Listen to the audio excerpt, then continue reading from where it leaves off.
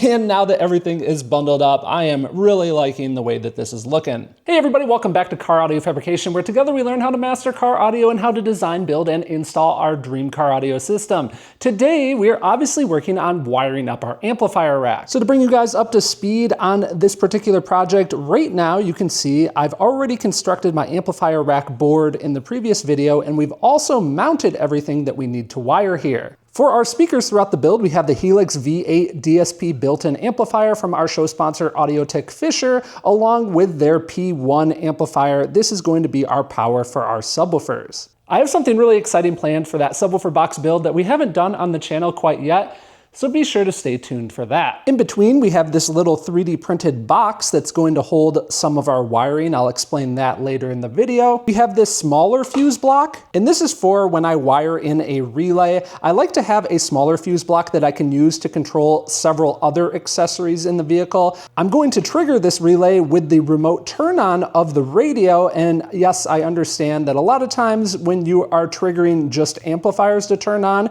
that remote turn on lead from the radio is just fine, but in this case, I want a little bit more current capabilities so that I can power other accessories that come on that circuit. And then finally here, we have two distribution blocks. One will be for the power and one will be for the ground, and these are from our show sponsor, New Concepts. You're going to see a lot of their items throughout this video. I'm going to be using their cord speaker wire, which is an OFC speaker wire that's available in multiple different sizes, along with their Colossus Flex power wire. In this case, we'll be using 4-gauge. In the vehicle, I've already ran the wiring, but I'm feeding these circuits with 0-gauge power and ground. And what I really love about this power wiring is how ultra flexible it is, which makes it very easy to use in these confined spaces on an amplifier rack. You guys are going to see more of that throughout the video. I'll also be using the New Concepts crystal cable in order to send signal from the DSP amplifier over to the subwoofer amplifier, as well as to send signal from the aftermarket head unit in the vehicle to the DSP amp. A special thanks to New Concepts for being a sponsor of the channel. I've used them forever, long before I even started this YouTube channel over 15 years ago now. So if you guys want to learn more, check out the links down in the video description. Now, before you can even begin your wiring process, you obviously need to acquire your power wire, and you may be wondering, what size speaker wire do I need? What size power wire?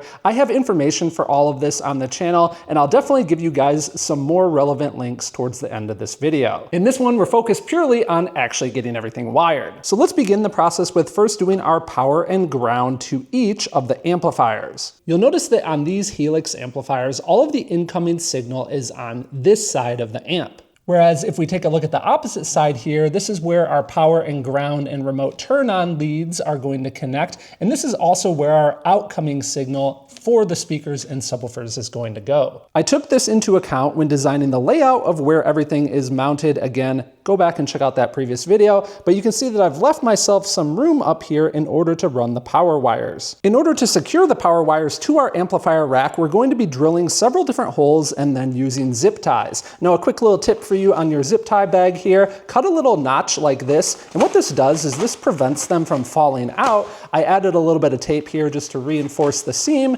but at the same time, we can easily pull out one zip tie at a time as needed. In order to drill the holes in our amplifier rack board, we're going to be using the D wire ruler from the guys over at 5-Star. You can pick this up with our other show sponsor, Mobile Solutions. But what's awesome about this is it allows us to easily and quickly make perfectly spaced holes. And if we need to have a longer run, we can even add the little extension piece. Now, when beginning this process, I like to do my furthest run first, which in this case is going to be from here to here. And I know that earlier in the video, I mentioned the top one here being positive and this being ground. I think I'm actually going to switch that. I have more than enough slack with my feed wires in the vehicle. And the reason that I want to do that is the positive terminal on each of these amplifiers is first. So just in terms of routing, I don't want to have to kind of cross over between power and ground. So this way I can have the power stay on this side, the ground stay on this side. They can run together as a pair and go into the amp. Another big tip for you guys, I recommend having a tool tray like this that you consistently put all your tools back into. It's just going to make you a lot more efficient over the life of the project, as you're always going to be looking for the tools in the same spot. When you set tools in random spots around your work area, you're more likely to spend time constantly hunting for what you need.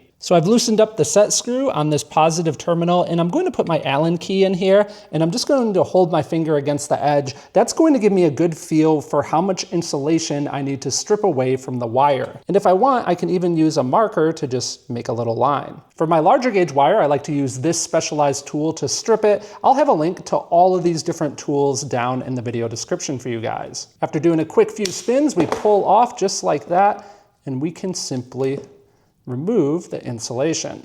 Another big time-saving tip for you guys, just throw your garbage in a garbage container instead of cluttering up your work area. It will save you time in the long run. You have to drop it somewhere anyways. Just have it close to your work spot and always put it there. Next, I've added one of these, a wire ferrule, to the end of my wire.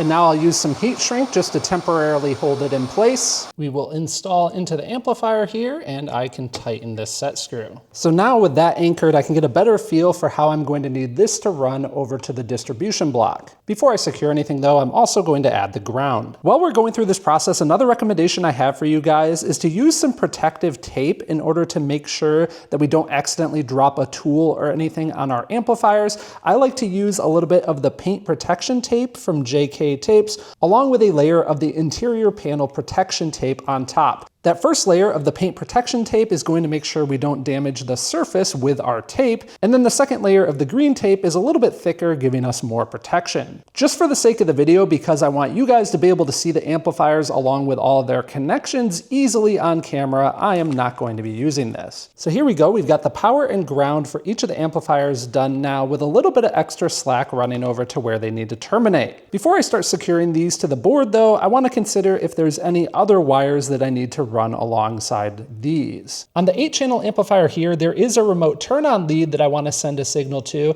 that would obviously make sense to run along with these because it needs to come over here to my remote turn-on section of our fuse block here. But the other thing is I need a remote turn-on to tell this amplifier to turn on as well. Now, per the recommendations from the manual for the V8 DSP amp, they recommend that I use this remote output that they have right here. If you can see it here, it's this little plug, and in their manual, they recommend that any other amplifiers that need to be turned on are turned on from here. And I'm not quite sure the path yet. If I want to come up here, over and in, I need to think about that for just a second. The best way to test it out is to actually cut myself a short little length and get a feel for how it's going to route. I find in cases like this where you're not quite sure what to do next, it just helps to start with what you do know. I do know that I definitely need to run the wire from here to here, so I'm going to do that first. And I'm again using a wire ferrule to terminate this remote turn-on lead within the amp. So it looks like what's going to make the most sense is for this to continue to, of course, run with these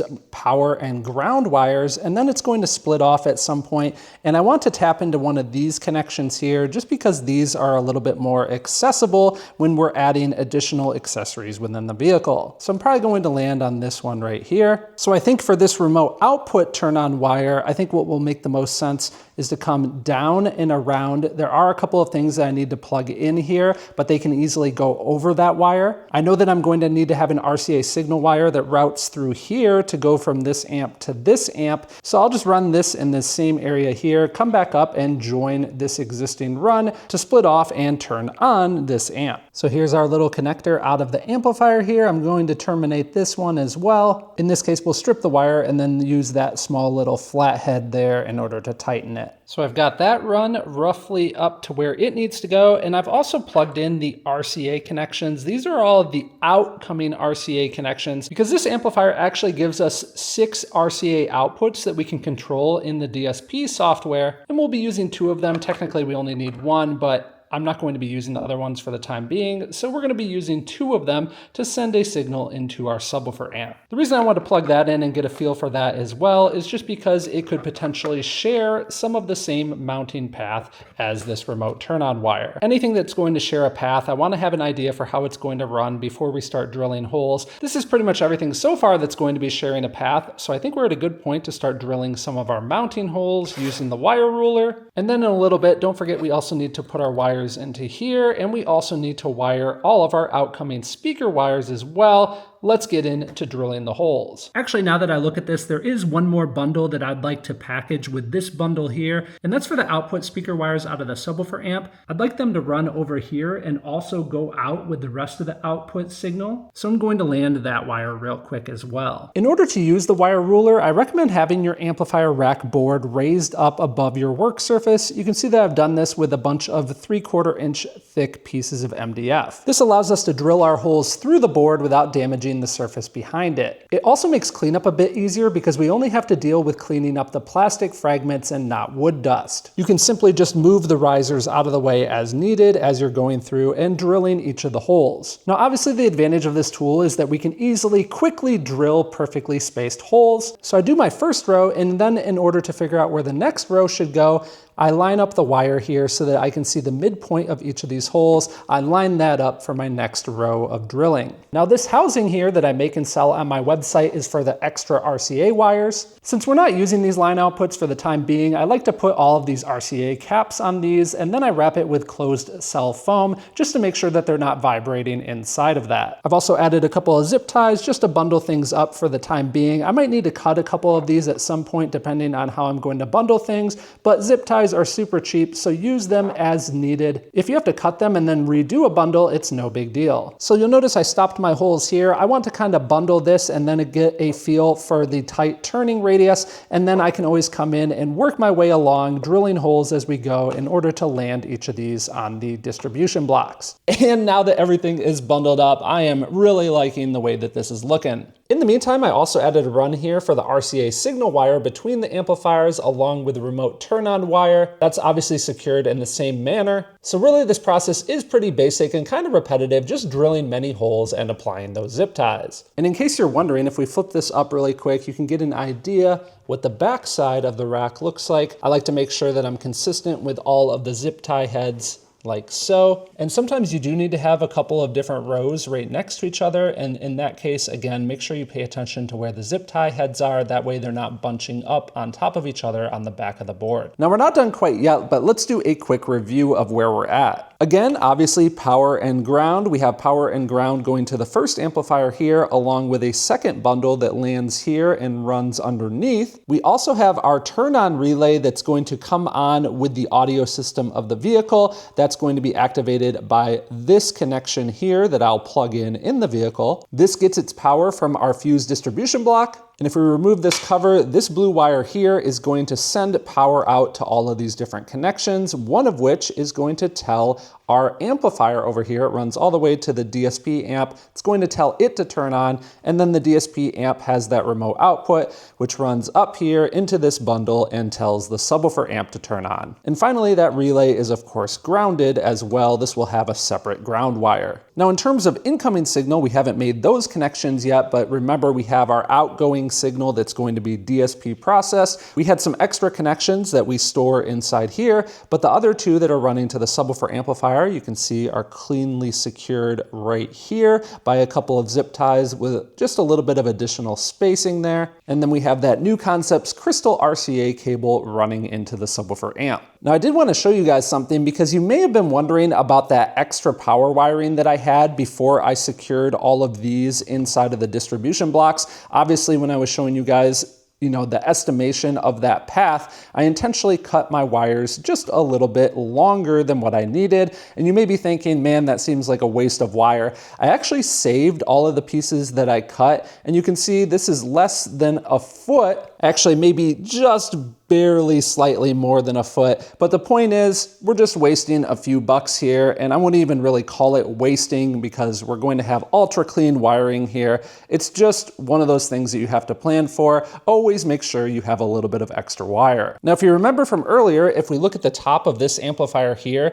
this is where all the speaker wire connections are, and obviously those aren't connected yet. And what I want to do on this build is I want to make sure that I can remove the amp rack and service it if needed need be. And I still want the amplifier rack to be nice and clean with wiring that's secured on the rack. I don't want to have to come over here and undo a bunch of screws and unplug a plug if I need to remove the amp rack from the vehicle. I'd rather be able to do it with some wire harnessing, or some plugs rather, so that's why we're going to be using these for all the speaker connections. I also want to come up with a way that I can have the RCA connectors themselves be quick disconnect. And the way it stands in the vehicle currently, I have my RCAs ran to this location here, so I need a way to have RCAs connect from here to roughly this location, 4 channels of RCA, and have those be able to easily be disconnected also. I really want to be able to explain these in detail, so we're going to turn this video into a 2-part series. Now remember at the beginning of the video, I mentioned that I have other videos here on the channel about how to properly size the fuses along with the power wire so that you can plan for a project like this. Definitely be sure to check those out here on the channel. Now again, also a thank you to our show sponsor, New Concepts. Don't forget next time you're planning a car audio build to check them out for all your power wire and power distribution accessories. You can find them at the link down in the video description. Finally, as always, my friends, thank you guys so much for tuning in and watching.